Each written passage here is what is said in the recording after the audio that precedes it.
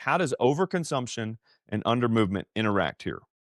When overconsumption and undermovement coexist together, which is the standard American and Western lifestyle, total metabolic load escalates rapidly. Energy from calories floods the system. The buffering capacity of muscle is reduced, especially if you're not exercising and especially if you don't have a lot of muscle.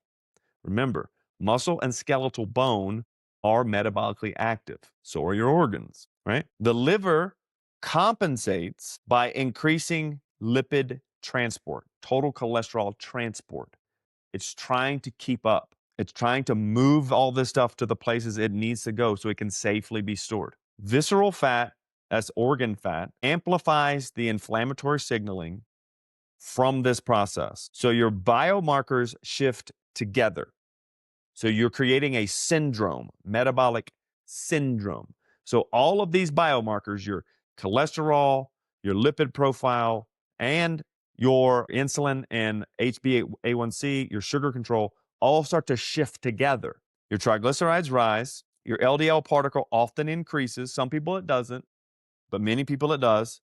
Your HDL may decrease, your fasting insulin. So when you wake up and you haven't even eaten anything, your insulin levels are raised, usually. If it's above 100, you're pre-diabetic. And your blood pressure starts to increase as well. These shifts are coordinated responses to the systemic overload of energy, okay? And now by overload, we mean so much coming in and not enough coming out. This is where a lot of exercise can kind of dampen down that diet. It won't fix it, but it does more. It at least opens the spigot on this side so some of that energy can get out. Okay. That is why in a recent podcast I talked about people who are overweight but still fit are healthier than people who are underweight and don't exercise on total risk for any cause of mortality. So, how do we lower total metabolic load? Total metabolic load decreases when energy flux is restored. Energy intake aligns with your expenditure. So you take down how much you're freaking eating, right?